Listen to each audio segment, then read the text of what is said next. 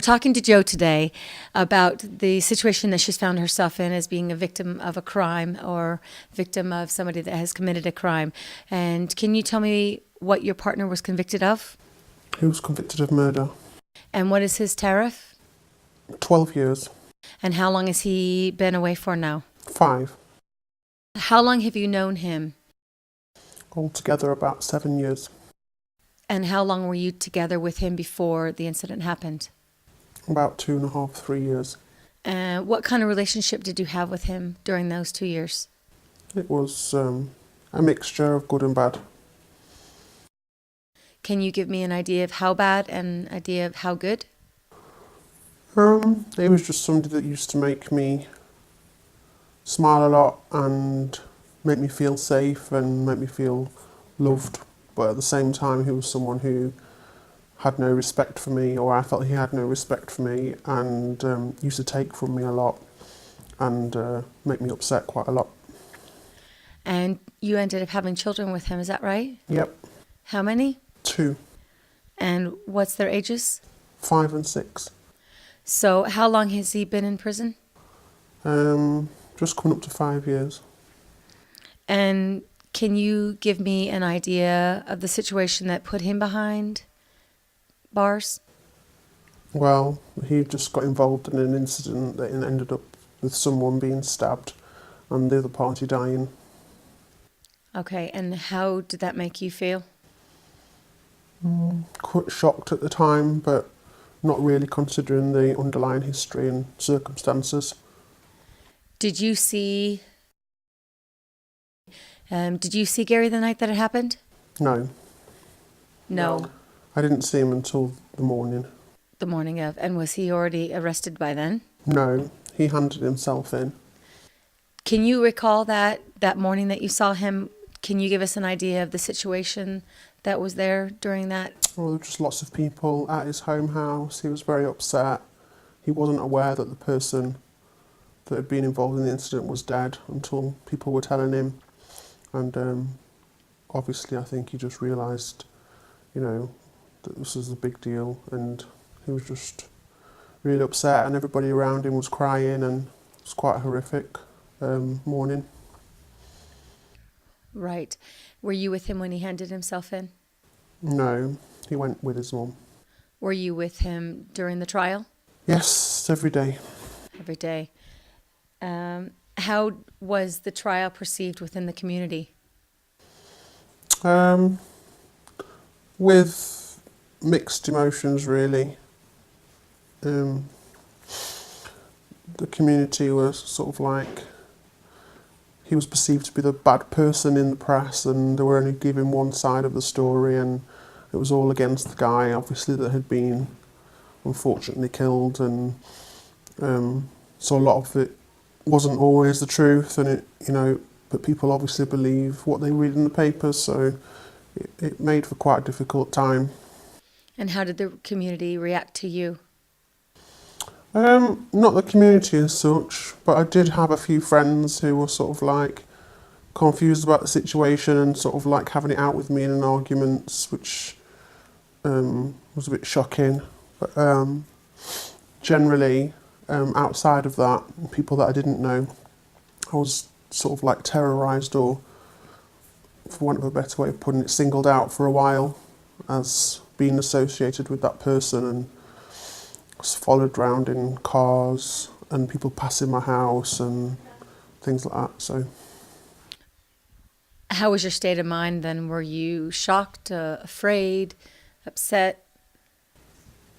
I was a little bit afraid, but to be honest, I'm quite a tough cookie. So I probably would just have been as cheeky back, because I knew the incident and I knew what it entailed, and it's slightly different. I mean, I don't suppose you can forgive anybody for killing someone and taking someone's life, but knowing the underlying circumstances and the fact that he hadn't just gone out there and just aimlessly just killed, for example, an old lady, it sort of like made it a little bit easier, because I knew why and what had happened and why it had happened, and that part didn't really bother me.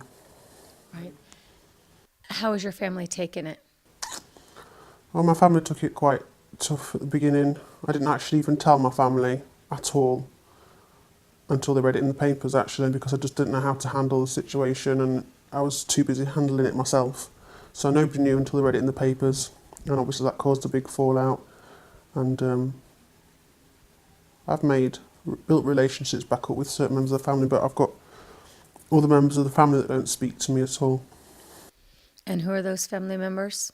My dad and my brother don't speak to me, haven't spoken to me for 5 years. I seem to remember that your brother had some sort of problems a couple years ago. Yeah, my brother was really ill and had one of the worst types of leukemia and nearly died. And even through that time in his life, he didn't even want anything to do with me either. And I kept trying, but he just didn't want to know me at all. Where do you think that rift in your relationship has stemmed from? Not from anything really, because my brother hasn't even spoken to me about it. He doesn't even live in this area, and all he has fallen out with me through is listening to what my father has told him. So he doesn't even know any facts. And the funny thing is neither does my dad. He's just read what is in the paper and what his teenage daughter was telling him through the doorman in the town centre. So it's quite ironic that they want to fall out with somebody, A, that didn't do anything personally, and B, when they don't even have the right facts. But the fallout is all stemmed from what Gary did. Right. Do you visit with him? Yes, I do visit him. I take his children to see him, yeah. And how do the children react to the visit? They come from quite a good, stable background, and I've made sure of that at home, so it doesn't seem to bother them too much. And they've been going from a very young age, so they just take it in their stride. It doesn't really seem to faze them too much. And how do you take the visits? I go through phases where sometimes it's fine, it's just a momentous task for me and boring, and I don't want to do it. Well, I think part of that's emotionally. I don't want to do it either. And then other times it's nice to see him, and then other times it's just really too emotional. I tend to get really upset, especially in the beginning of when it first happened. Before the incident happened, I used to get really upset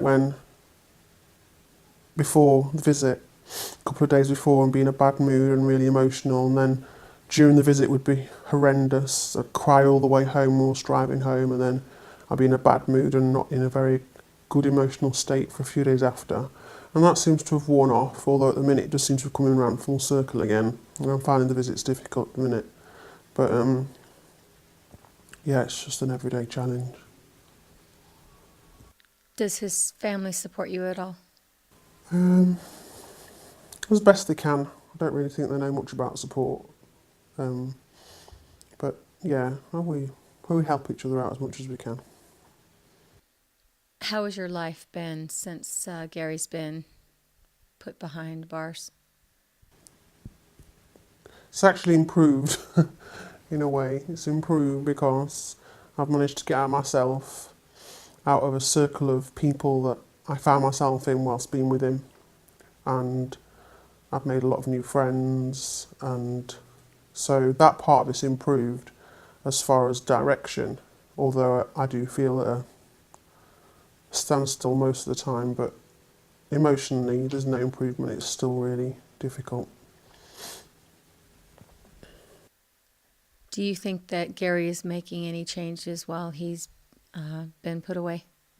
Definitely, he's able to communicate a lot better and seems to have a bit of respect, and seems more able to express himself and how he's feeling, and express his emotions across about how somebody else may be feeling as well. So he's definitely changed like 100% with that. And how are you doing with that change? The same as I always do, really. I just never really trust anything he says, so it always makes for confrontation and argument, And what I usually find on my visits is that for the first 45 minutes to an hour and a half, I'm really silly behaviour, almost immature. And then after about 20 minutes before I'm about to leave, I finally calm down and can have a normal conversation with him. But even then, it's still difficult, and it's also too late by that time because it's time to go. Does he communicate with you? Yeah, he does now. He just seems to show a lot of concern and care, which is never something he's ever done to me personally before. Right. Do you see it loss, him not being around now? Yeah, definitely as the children get older as well, and life's on a daily basis is quite difficult as far as paying bills and keeping your head above water with, running of the car and things like that. So I do see that as a loss, and I do feel a lot of resentment that he's not around for all those things that I struggle with, and do sometimes feel like I'm doing his time with him. And I think maybe a lot of people that are inside prison don't actually realise that the person close to them is also doing their time if they're attached. And they just think, they have everything and they're out, so they're okay. And I appreciate the fact that that person's lost all their privileges and they don't get to grow up with their children, and they don't have birthdays and all the things that you've grown up with. But at the end of the day, you've got a roof over your head, and you know where your next meal's coming from. And sometimes it's just not that easy outside. So I have a lot of resentment sometimes for him. Or I will see something on a day that reminds me of something that upset me or that's affected me. And when he rings, then I'm not nice to him on the phone. And then I feel guilty that I'm not nice to him on the phone because I'm probably the only person he spoke to that day. So, yeah, it's quite difficult. Is there anything that you could offer to the offenders that might be watching this to help them understand the people that they left onto the outside? Is there anything that you can give them? Just don't take for granted that person on the outside is okay just because they're living a normal life and they're outside being able to do all the things that you want to be able to do or have done in the past, because it's actually not that easy at all, and it's very hard to cope with everyday life, as well as the emotions, as well as the pain of bills and looking after children and raising children and making difficult decisions about your children's future, and you're doing it all by yourself. It's not easy, and it's very emotionally tiring and exhausting.